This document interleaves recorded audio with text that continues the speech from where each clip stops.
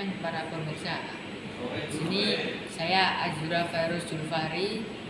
Bagaimana kabar kalian? Semoga kabar kalian sehat selalu dan diberikan kebahagiaan senantiasa. Dan di sini saya akan membahas topik hangat tentang zaman sekarang, zaman modern saat ini, yaitu tentang perkembangan teknologi robot dan IoT, Internet of Things. Jadi pertama saya akan membahas tentang perkembangan robot. Perkembangan teknologi robot sudah berkembang sangat pesat.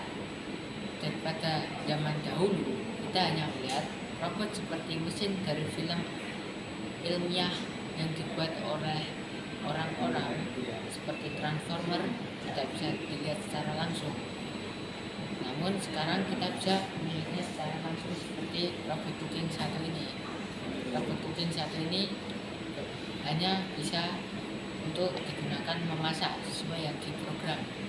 Dan di belakang saya ini digunakan untuk memasak tahu telur. Jadi tahu dicampur dengan telur. Jadi robot sekarang sudah dirilis dalam beberapa bidang. Pertama, di bidang kesehatan. Misalnya ada robot yang bisa membantu dokter untuk melakukan operasi bedah yang memiliki presisi yang sangat tinggi. Kemudian ada robot di bidang manufaktur, yaitu robot tersebut akan menggantikan peranan manusia. Jadi robot tersebut akan melakukan tugas-tugas yang berat dan berulang-ulang kali, sehingga hal tersebut dapat membuat efisiensi bekerja dan resiko kecelakaan bekerja sangat minim.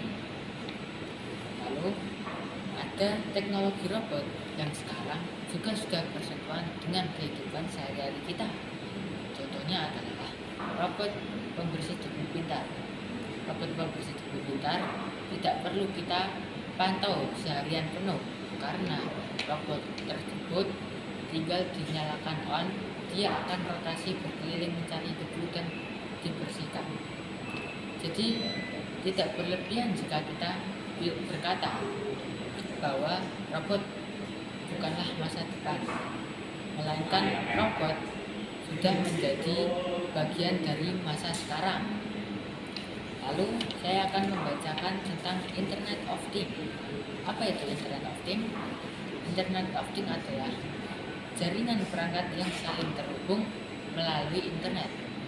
Jadi IoT atau Internet of Things dapat membuat perangkat saling berkomunikasi satu sama lain melalui internet. Bayangkan jika Anda bisa menghidupkan atau menyalakan sesuatu hanya dengan menggunakan ponsel, jadi akan semakin lebih mudah dan praktis. Kemudian bayangkan jika Anda mempunyai jam tangan yang bisa digunakan untuk melihat suhu tubuh, kesehatan tubuh, dan kegiatan sehari-hari. Dan juga bayangkan jika Anda memiliki kulkas yang dapat memberitahukan kapan Anda harus membeli bahan belanjaan. Jadi IoT juga sangat dimanfaatkan oleh pabrik perusahaan industri. IoT contohnya adalah dalam pengolahan energi.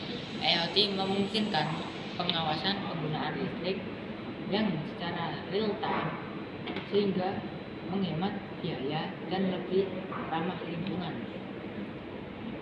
Lalu jika keduanya itu kolaborasi antara robot dan IoT, maka hasilnya adalah otomatisasi yang jauh lebih cerdas. Maksudnya adalah jika membuat robot seperti berbentuk manusia, dia akan lebih membantu dan lebih praktis untuk membantu kehidupan sehari-hari. Jadi misalnya di bidang logistik, robot dengan IoT dapat melacak, mengangkut, dan mengatur barang secara otomatis. Seperti itu. Jadi kita tinggal mungkin panggilkan robotnya, kemudian robotnya akan datang lalu membantu kita untuk melakukan kegiatan sehari-hari.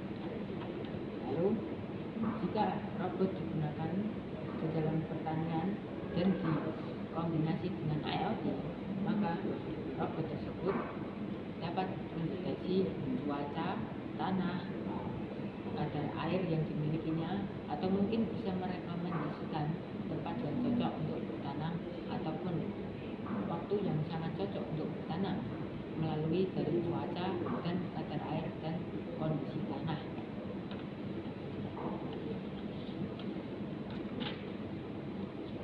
Jadi teknologi robot dan IoT telah mengubah cara kita bekerja, komunikasi, dan gaya hidup.